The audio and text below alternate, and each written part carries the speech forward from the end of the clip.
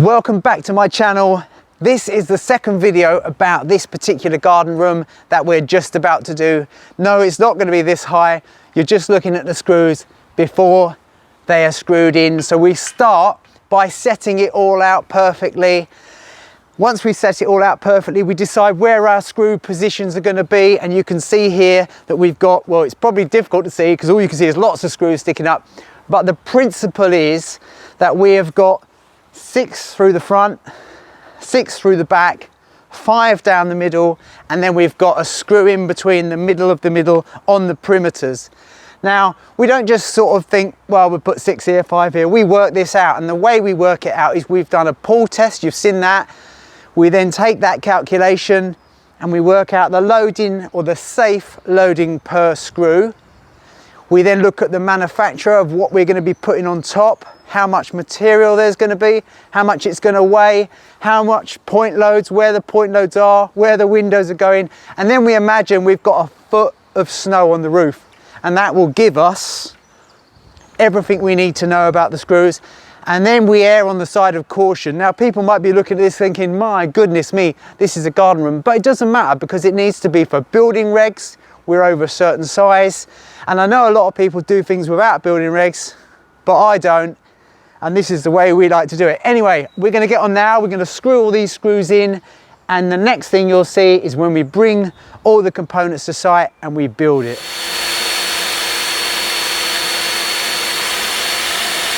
How many people does it take to screw in screws?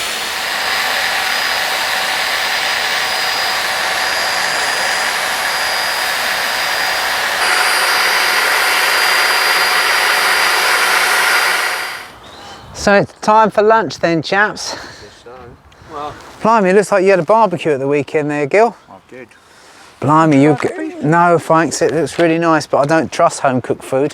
Why? Well, I don't know who washed... Did you wash your hands, or... But, I mean, You might have had a few beers, you might have gone to the How loo, would you not trust washed your someone hands, in a- come back, pick your sausage up, next thing you know... You trust a restaurant or over someone, Yeah, but I can't see that, can I? I just... so you just take it on faith. Well, yeah. It's not often that we'll be able to sit like this in April. It's lovely, isn't it? It's absolutely amazing. I've worked in many restaurants, and trust me, I'd trust Gil over a restaurant. Really? Did you hear that? Restaurateurs out there. A couple more screws to go and we'll be there. Amazing, really. And I think if I had another go at a career, I'd like to dabble in cooking. I think there's... Yeah, it looks a bit stressful though if you look at that Gordon Ramsay. I mean, he's always stressed, isn't he? But Gino D'Acampo, he's the funniest bloke on TV. He's mental. Definitely. Yeah, but you see him on TV, I bet he's an absolute in the kitchen. Oh, you're not meant to say that on camera? Oh, what, are we on camera? Of course we are. This is a bit of lunchtime banter. I might be able to edit it in and put it in. So yeah, you're on camera. Yeah, Nice one. yeah, exactly, yeah. It's funny, when you sit here like this, it doesn't look level, but when you lie back... Yeah, exactly, yeah. Well, I'll straighten it all up. Yeah. You know that. Yeah. Most of the screws are in now. We've hit a few roots. We've had to move a couple of screws, but this is totally normal when coming to putting a screw into the ground, so nothing sort of out of the ordinary. And also, we've actually got more screws than we need to have on this job. Again, erring on the side of caution. This is quite a big garden room.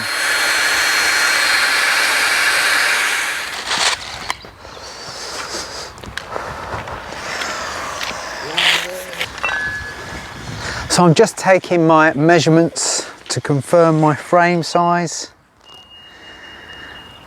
And it's all looking pretty good. I'll just check this one front to back.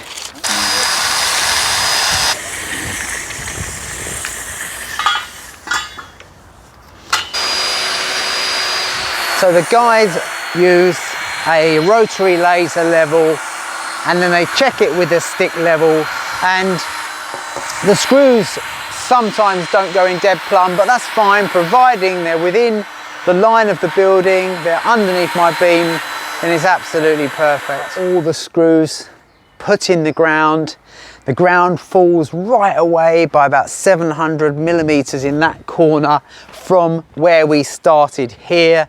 we're really tight there, so the floor is going to travel through, and then we'll have a big void underneath most of the way to this point over here. Obviously the ground was a little bit higher in this corner. There'll be some fill put back underneath where we can, but apart from that, it was a successful job. A couple of them decided they would go in a certain direction, so if you are going to embark on using a proper ground screw like this, we generally don't know what's going on under the ground.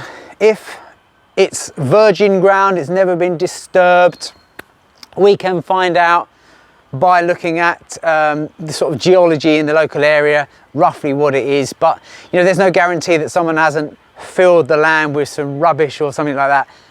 So I think that it's a trial and error. Come round, do a test screw, try to pull it out, see how much load it will be able to take, and you're away. And imagine doing this in concrete and masonry. It would be an absolute fortune.